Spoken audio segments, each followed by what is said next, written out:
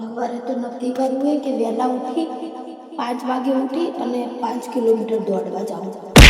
એટલે 5 વાગ્યાનો અલાર્મ મૂકી દઉં.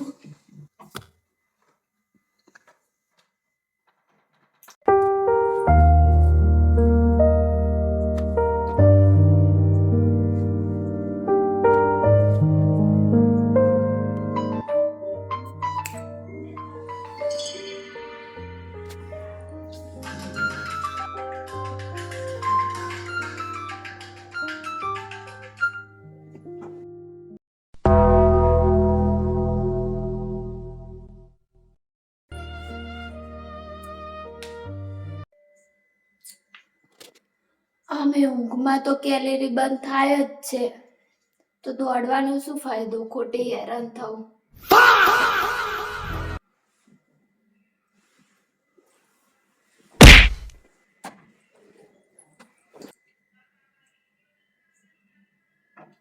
5 વાગે ઉઠવાનું હતું એટલે ઉઠી ગઈ. વડીલો કહી ગયા હતા કે વાતનું અનાદર નહીં કરવાનું, એટલે હું ઉઠી ગઈ.